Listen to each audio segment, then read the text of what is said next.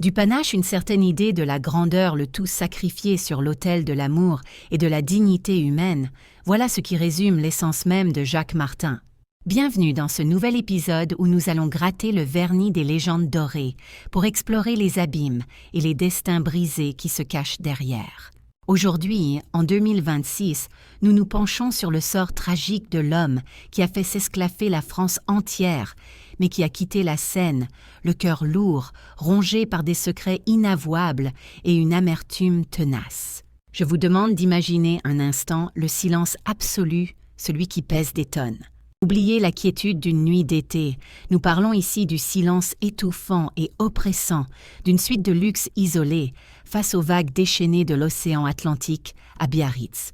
C'est là, dans la pénombre de cette chambre de l'hôtel du Palais, cloué dans un fauteuil roulant, que se terre un homme que vous avez tous invité dans vos salons, ou du moins que vous pensiez connaître intimement.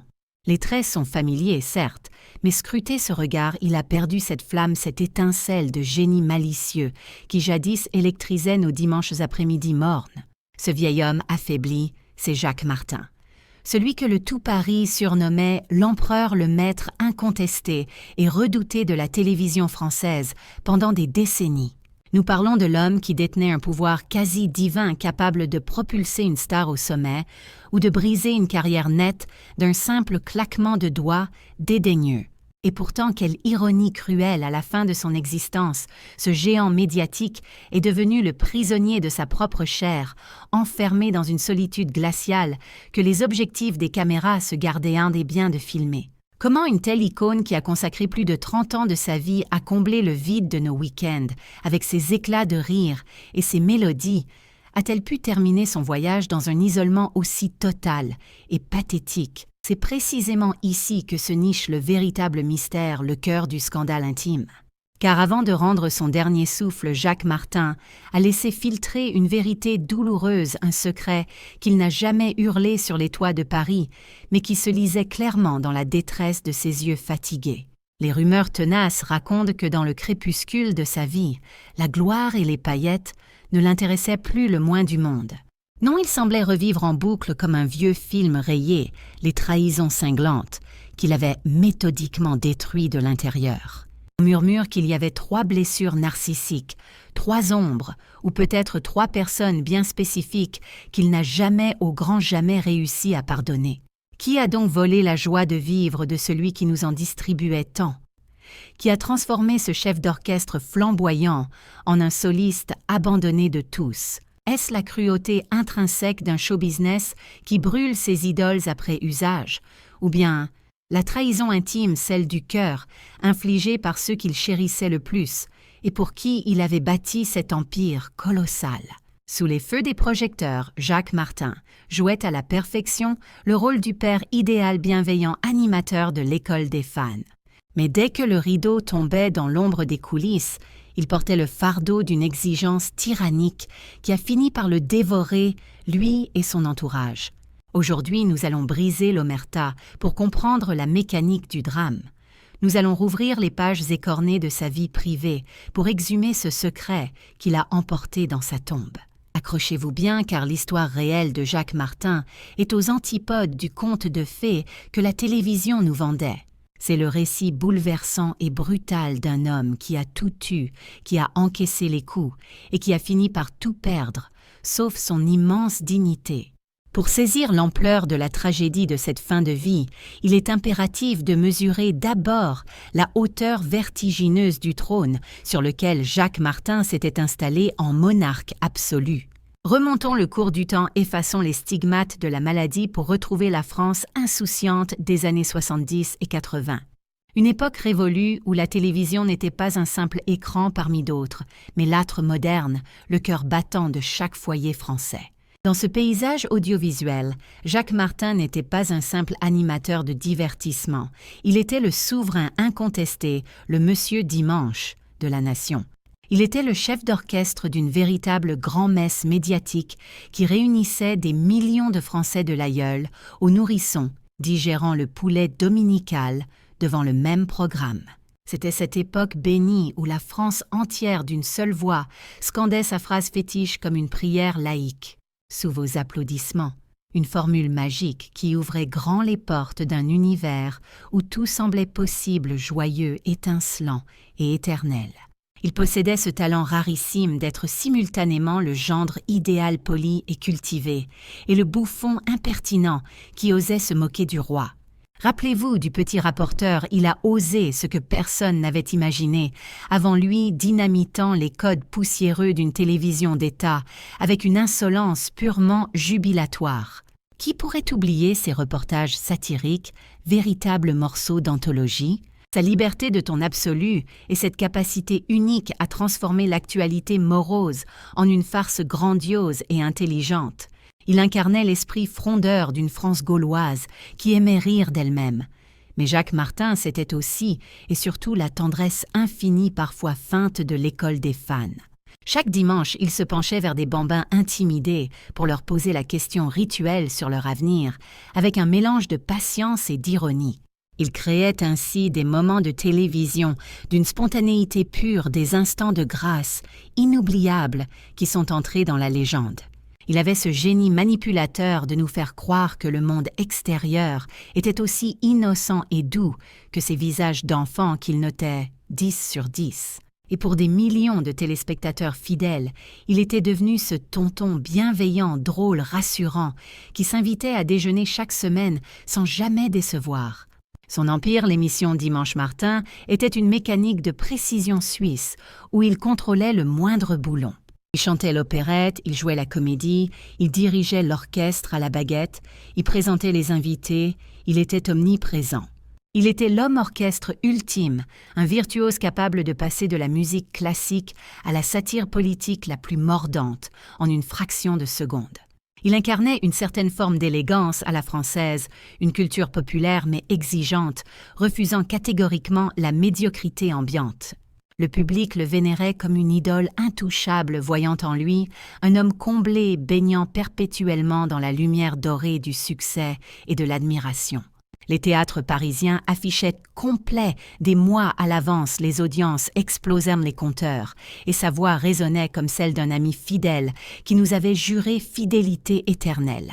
Cependant, il ne faut pas s'y tromper derrière cette omniprésence solaire qui irradiait nos écrans derrière l'élégance surannée de ses costumes 3 pièces, et ses éclats de rire en cascade se terrait une réalité psychologique infiniment plus tortueuse que l'époque refusait de voir. La France entière admirait la déconcertante facilité avec laquelle ce virtuose semblait transformer tout ce qu'il touchait en or. Mais le grand public ignorait tout du tarif exorbitant qu'il fallait payer en coulisses pour maintenir cette façade de perfection absolue. Rester le numéro 1 incontesté dominait les audiences. Semaine après semaine, année après année. Ne relevait pas du jeu, c'était une guerre de tranchées psychologiques. Il fallait perpétuellement entretenir l'illusion, ne jamais décevoir une foule versatile et toujours créer la surprise. Jacques Martin ne se contentait pas d'apprécier cet amour du public, il s'en nourrissait littéralement. Il en avait développé un besoin viscéral, une dépendance quasi vitale comparable à une drogue dure, dont le manque provoque des ravages physiques et mentaux. Mais c'est une loi immuable comme toutes les lumières trop intenses. L'aura de Jacques Martin projetait une ombre immense et glaciale, une zone obscure où son exigence légendaire allait virer au despotisme pur et simple. C'est précisément dans cette obscurité que le rêve allait doucement commencer à se fissurer pour ceux qui avaient le malheur ou le privilège de vivre dans son orbite immédiate. Pourtant, le contraste était saisissant dès que le générique de fin défilait et que les feux de la rampe s'éteignaient, une atmosphère de plomb presque polaire s'abattait instantanément sur les plateaux de télévision. L'homme qui quelques secondes plus tôt faisait se tordre de rire, la France entière changeait radicalement de visage comme possédé. C'était comme si l'empereur du dimanche après-midi retirait son masque de bienveillance pour révéler la dureté minérale de sa véritable nature. Tous ceux qui ont travaillé à ses côtés à cette époque le savent pertinemment et en gardent parfois des cicatrices. Derrière le génie créatif se cachait un tyran domestique redoutable, un homme rongé par une exigence maladive qui ne tolérait pas la moindre approximation, ni chez ses collaborateurs ni chez lui-même. Dans les longs couloirs des studios, le surnom de tonton idéal disparaissait bien vite. On le craignait, on rasait les murs, on baissait les yeux sur son passage royal. Chacun priait intérieurement pour ne pas devenir la cible de ces colères homériques, devenues légendaires, qui pouvaient en briser une carrière ou une réputation en quelques secondes seulement. Ce n'était pas de la méchanceté gratuite, non, c'était quelque chose de plus profond et de plus destructeur, une angoisse terrible de la médiocrité qui le dévorait de l'intérieur comme un acide. Il était obsédé par l'idée que tout soit parfait, absolu, grandiose, à la hauteur de sa propre légende. Et pour atteindre cette chimère inatteignable, il était prêt à sacrifier sans hésiter la paix et la santé mentale de son entourage. Les techniciens racontent encore aujourd'hui à demi-mot ces répétitions interminables où il hurlait pour un projecteur mal réglé ou une note de musique hésitante, imposant une pression nerveuse insoutenable à ses équipes. Il se comportait en maître absolu de droit divin, et dans son royaume cathodique, personne n'avait le droit à l'erreur. Cette quête effrénée de perfection a fini par l'isoler totalement, créant un vide sidéral autour de lui, car il est épuisant de survivre dans l'ombre d'un soleil qui calcine tout ce qu'il touche. Mais le plus tragique dans cette histoire, c'est que cette rigueur militaire ne s'arrêtait pas aux portes du studio de la SFP. Elle s'invitait insidieusement jusque dans l'intimité sacrée de son foyer, là où il aurait dû déposer les armes et trouver le repos. Imaginez un instant cette scène digne d'un régime autoritaire, d'un autre siècle, où ses propres enfants étaient contraints de se lever de table. Ils devaient se dresser lorsque leur père pénétrait dans la salle à manger, tels des petits soldats, saluant leur général en chef. Ce détail qui pourrait sembler anodin ou purement anecdotique révèle en réalité l'immense et profonde solitude qui habitait Jacques Martin. Il avait transformé sa propre existence en une mise en scène perpétuelle, où il tenait le rôle principal même devant ceux qui portaient son sang. Il avait cessé d'être un père pour devenir une statue, un monument intouchable qui exigeait la déférence et le respect, mais qui, sans s'en rendre compte, empêchait l'amour de circuler librement. Il vivait reclus dans une tour d'ivoire qu'il avait lui-même érigée, pierre par pierre, cimentée par son orgueil démesuré et ses insécurités profondes. Il pensait naïvement que le contrôle total le protégerait, que s'il tenait tout le monde d'une main de fer, rien ne pourrait lui arriver. Il s'imaginait que personne ne pourrait jamais l'abandonner ou le trahir. Quelle terrible et tragique illusion! À force de vouloir tout régenter, il a fini par étouffer ce qu'il aimait le plus, créant lui-même les fissures par lesquelles le malheur allait bientôt s'infiltrer à flot. Il ne le savait pas encore, mais en imposant cette dictature de l'excellence, il préparait minutieusement le terrain pour la plus grande douleur de sa vie. Car on ne peut pas commander aux sentiments et au cœur comme on commande à un parc de caméras. Et très bientôt, la vie allait se charger de lui rappeler cruellement qu'il n'était qu'un homme vulnérable et mortel.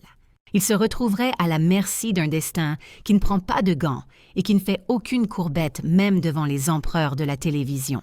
Le destin possède parfois un sens de l'ironie d'une cruauté absolue et raffinée. Alors que Jacques Martin se pensait invincible trônant au sommet de sa tour d'ivoire, les fondations mêmes de son existence se sont effondrées en 2 temps dramatiques. 2 coups de poignard successifs qui l'ont laissé à genoux le souffle coupé. Le premier coup fut porté directement au cœur. Une blessure intime et dévastatrice qui a transformé son conte de fées médiatique en une tragédie publique exposée à la vue de tous. L'histoire est connue, mais la douleur qu'elle a engendrée reste inimaginable pour cet homme pétri d'orgueil. Voir la femme qu'il aimait éperdument, Cécilia, s'éloigner inexorablement pour rejoindre les bras d'un autre. Et pas n'importe qui, un homme politique, qui était un ami proche du couple. Ce fut une humiliation cinglante qui a brisé quelque chose de vital en lui. Ce n'était pas seulement une rupture amoureuse banale, c'était l'effondrement total de sa confiance en l'autre. La preuve irréfutable que même l'empereur ne pouvait pas tout contrôler et que la gloire, aussi immense soit-elle, ne protège personne contre la trahison des sentiments.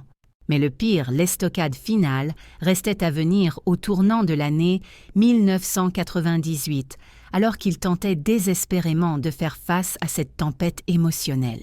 Cette machine biologique que l'on croyait invincible, épuisée par des décennies de sur-régime et de colère ravalée, a fini par imploser brutalement.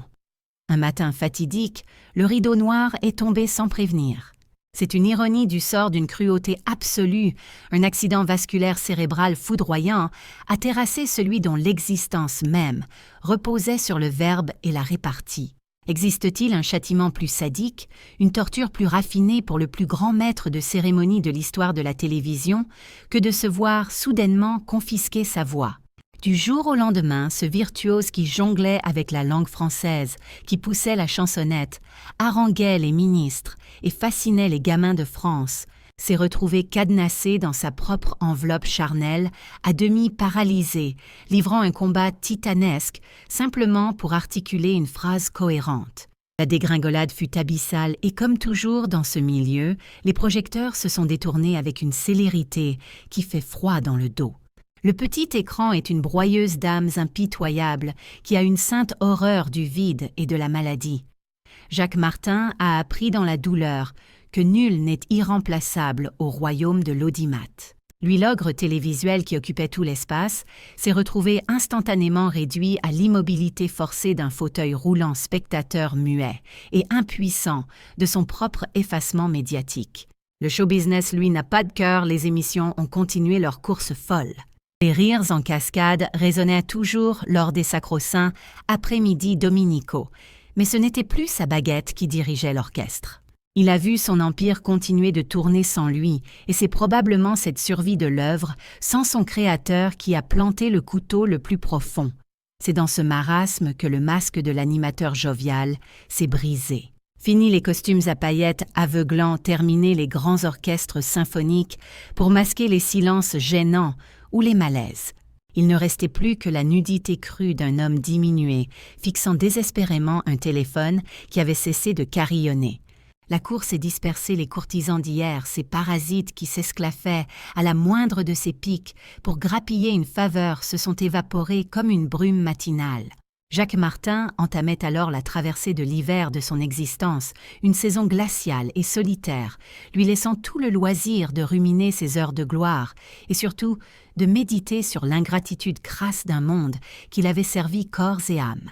La scène était désormais déserte et l'acteur principal, jadis adulé, se retrouvait seul en tête-à-tête avec ses fantômes, prêt à briser ce silence pesant, mais d'une manière bien différente de ses éclats passés.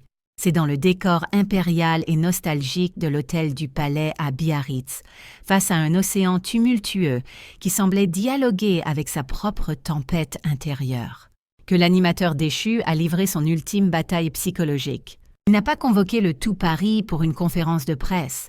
Il n'a pas rédigé de mémoire au vitriol car sa main tremblait trop et sa voix refusait obstinément de lui obéir. Cependant, les rares fidèles qui l'ont côtoyé durant ces années d'exil doré ont compris que le vieil homme avait fini par faire sauter les digues de sa mémoire.